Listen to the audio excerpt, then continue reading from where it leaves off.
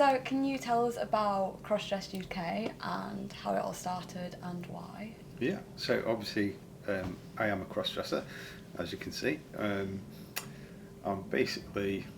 came out to my wife Anna some 6 years into our marriage, having sort of put my whole cross-dressing thing in a box through sort of shame, not understanding what it was.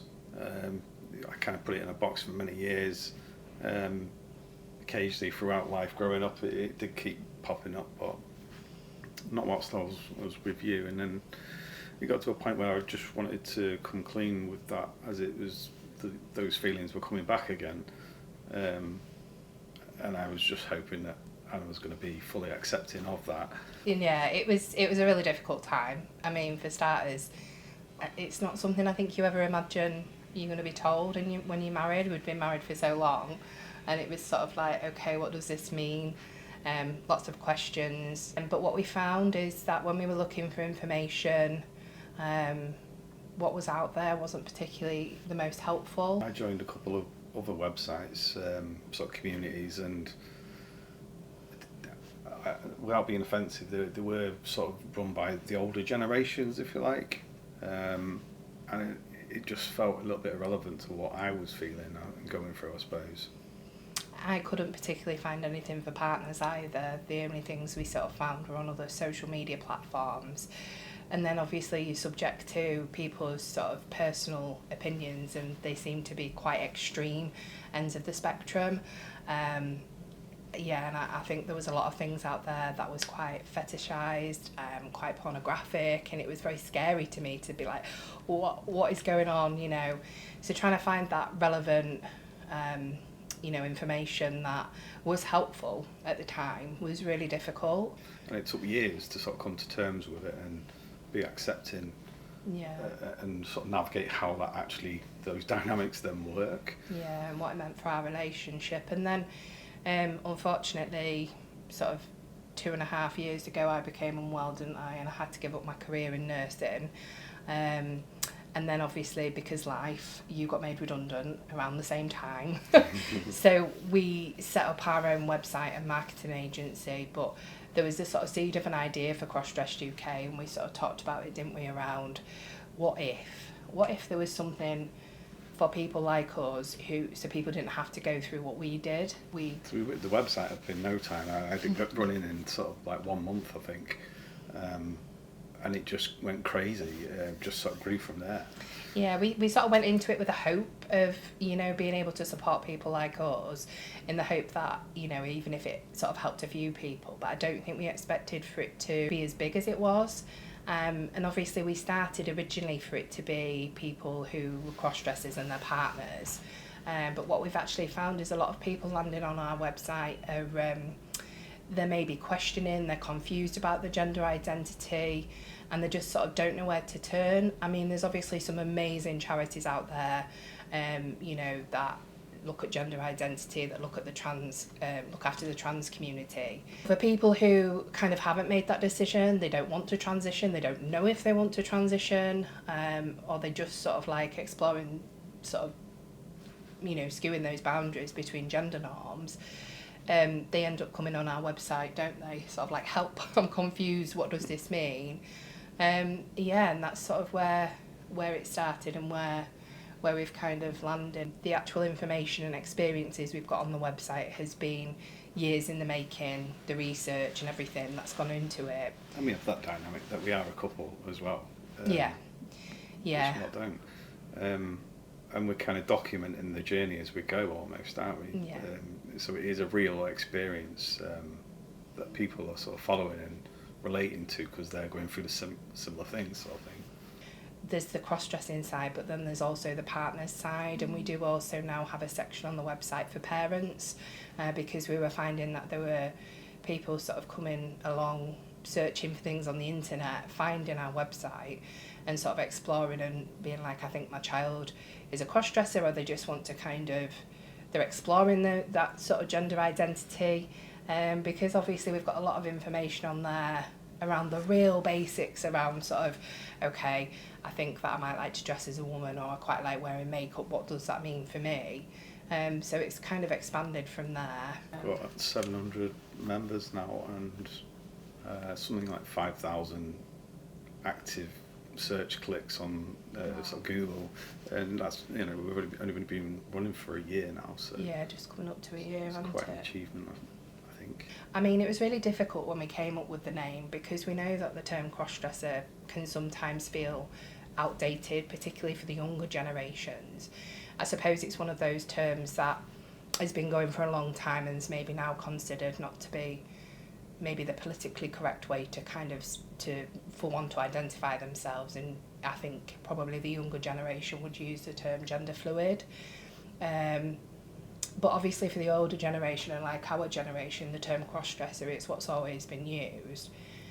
So we kind of ummed and ahed with the name, didn't we? Because we didn't want to sort of close it off to other people. However, I think with the search terms people are finding us with, it's clear that people are still looking for that. So, you know, we're for anybody who's gender diverse.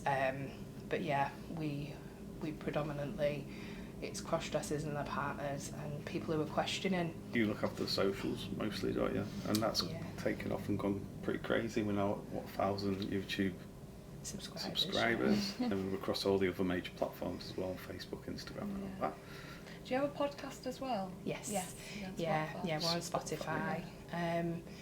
We want to make sure that we can get, you know, the information out there to as many people in as many ways as possible.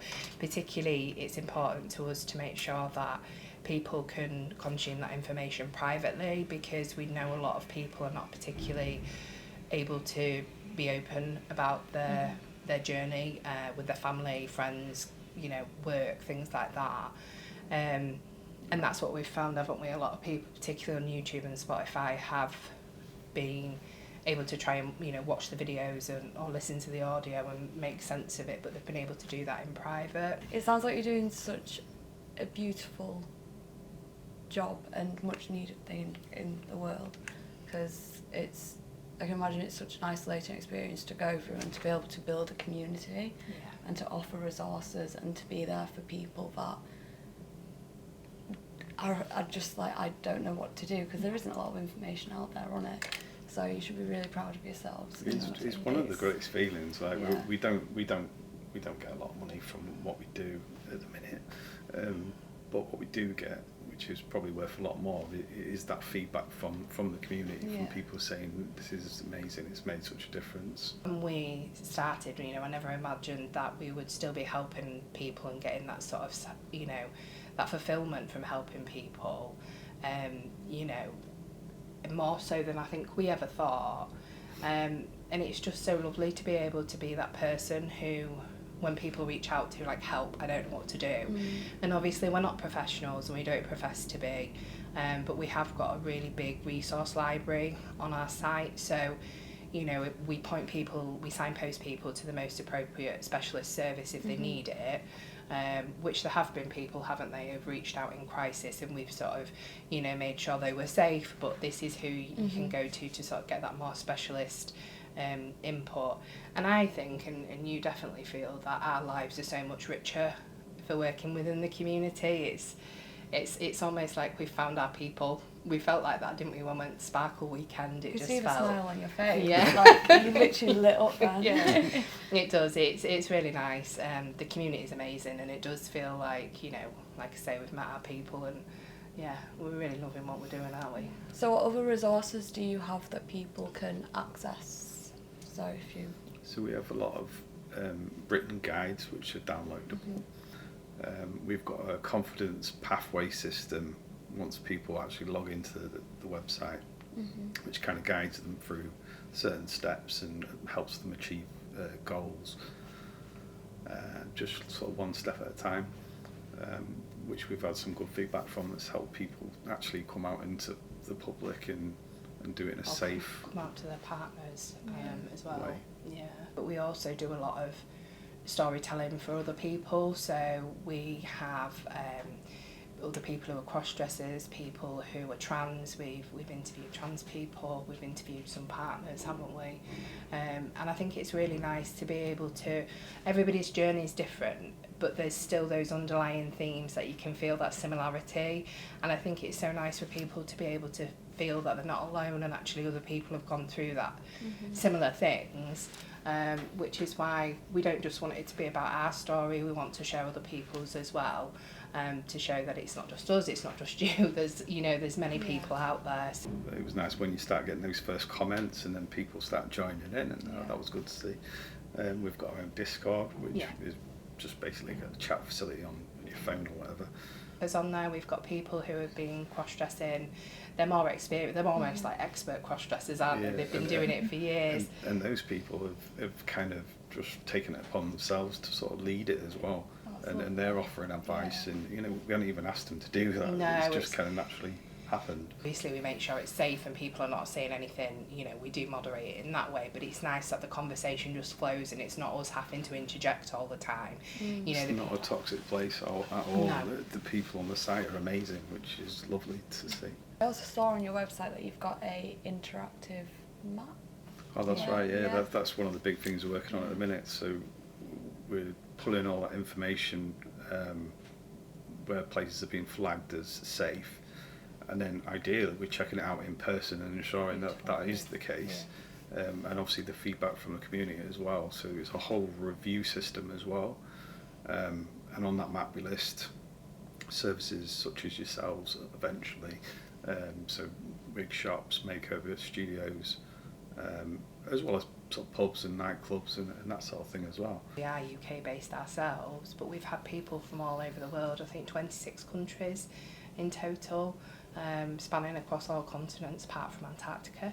That's the goal to get yeah. We've sort of expanded our information, our resources, and obviously the map to facilitate for people who are from those countries as well, which again just shows that there's maybe things missing in their own country, that they're having to come to a UK based website. We've made sure to include those as well. So the dream is actually one day to be able to just go around all these places in different countries, just like a lifelong holiday really, see the UK on the road. I feel like you should be very proud of everything that you're creating and doing. You're doing something very vital and needed in today's society. So Thank you. Why are wigs so important to the cross-dressing community then? There's obviously all the same reasons as anybody really as to why they want a wig, but also you've got the addition of some people are looking for that complete look. It helps the sort of makes you feel more feminine. I personally, if I go out in public, I want to look like the complete part, if possible, as much as possible. Equally, that's okay if there are people that don't want to. For people who don't want to transition and they live, just as a cross-dresser where they do it and then they want to just, go back into boy mode, if you like, they can't always grow their hair or style it in a feminine way, because obviously they're maybe not out and can't live their life like that.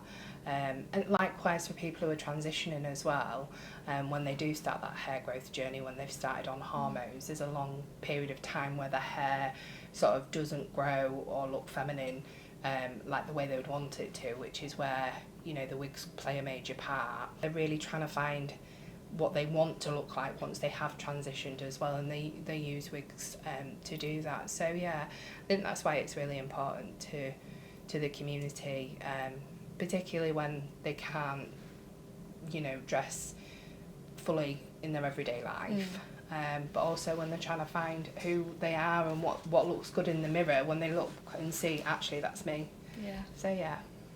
So how can Simply Wigs support our community, the cross-dressing community? So we can offer private appointments where you can come in and try on different wigs and different styles, and these are private personal appointments where you've got time to ask questions and to dive into different ways of how you want to try on hair. And then we've also got our beautiful customer service team who are able to answer any emails, any calls, and offer any support that they can within their wide variety of knowledge that they have. If someone in our community wanted to book an appointment with Simply Wigs, how would they go about doing it? So they can either send an email or they can phone up, and then the appointments are always private, they're always confidential. You don't have to say the reason that you're wanting to come in, you can do if you want, and you are so welcome to come in however you want to come, even though the website has so much beautiful information already on it, like the 360s, like how to care for it, the detailed descriptions. It's such a good opportunity to come into the shop, whether you're experienced or beginner, and have the opportunity to try on different styles, to see what works, to see what doesn't, to have a little bit of a hair party, a little dance in front of the mirror. Absolutely. Yeah. So after a customer's been and bought a wig or been for their appointment, do you provide any sort of aftercare or support? Yeah, so Sue, once you've been into the shop, Sue will offer you some advice. We've also got some little guides, little leaflets which you can get with how to look after the wigs. There's also many blogs on our Whispers blog, our online magazine. It can get quite confusing sometimes on how to look after fibre wigs because there are so many different types of fibre. We've got synthetic, heat friendly and human hair. So yeah, any questions or anything like that, there are different guides available on all of those as well. Customer service team, absolutely fabulous, and they will help you out with anything. We've actually got some styles in our consultation room which we'll go over and try on in a moment, but based on the emails that we shared and what you're after with your wig, yeah, we've got some styles in to try and hopefully you enjoy them. So Sue is waiting for you in the consultation room. Ooh, let's exciting. go. Perfect. Hello there. Hi, come on in. Is it Harriet and Anna? It is. Yes, hi, come on in. Yeah.